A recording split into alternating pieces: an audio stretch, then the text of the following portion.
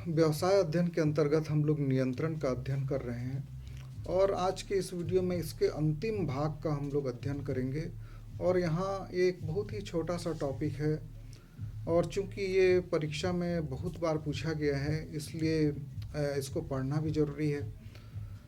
इसके अंतर्गत हम लोग ये देखेंगे कि नियोजन और नियंत्रण में क्या संबंध होता है। नियोजन को प्रबंध का प्राथमिक कार्य माना जाता है और नियंत्रण को प्रबंध का अंतिम कार्य माना जाता है, और ये दोनों ही प्रबंध के बहुत ही महत्वपूर्ण कार्य हैं। और प्रबंध का काम तब तक अच्छे से नहीं चल सकता जब तक नियोजन और नियंत्रण दोनों में आपसी समन्वय न हो। कहने का मतलब है कि नियोजन और नियंत्रण दोनों एक दूसरे से सहसंबंधित होते हैं। प्रबंध विशेषज्ञों ने नियंत्रण को नियोजन का एक पक्ष व प्रतिरूप के रूप में माना है। नियोजन के अंतर्गत हम लोग पढ़ चुके हैं कि प्रबंधकीय लक्ष्यों को प्राप्त करने के लिए नीति बनाई जाती है, कार्य योजना बनाई जाती है। जबकि यह कार्य योजना उचित है या नहीं, इसमें विचलन किस सीमा तक है, इसकी जानकारी नियंत्रण से ज्ञात की जाती है। योजना उचित हो इसके लिए उस पर नियंत्रण रखना आवश्यक होता है, अर्थात नियंत्रण योजनाओं के क्रियान्वयन में हमारा मार्गदर्शन करता है।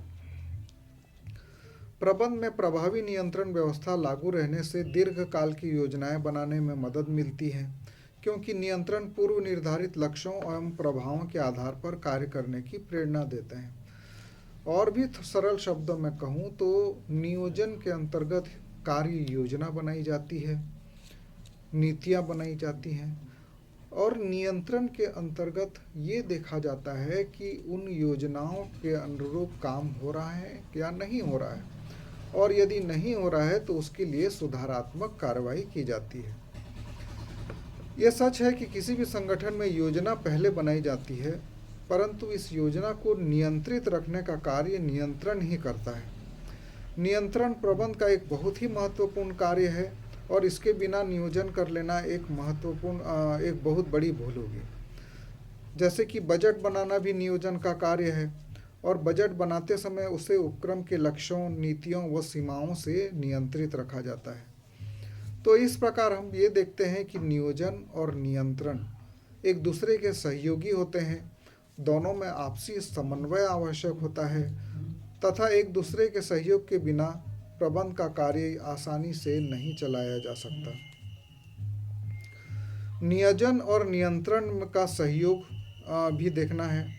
यह सर्वविदित है कि नियंत्रण प्रबंध का अंतिम कार्य है, फिर भी वो नियोजन जैसे प्राथमिक कार्यों में नियोजन को निम्नानुसार सहयोग करता है, अर्थात नियंत्रण अंतिम कार्य होते हुए भी प्राथमिक कार्य नियोजन को सहयोग करता है।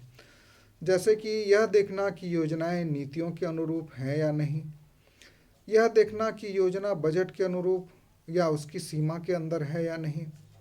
विभिन्न योजनाओं को बनाकर उन्हें प्रोत्साहित करने का कार्य नियंत्रण द्वारा ही किया जाता है। संस्था के उद्देश्यों को परिभाषित करने में नियंत्रण सहयोग करता है।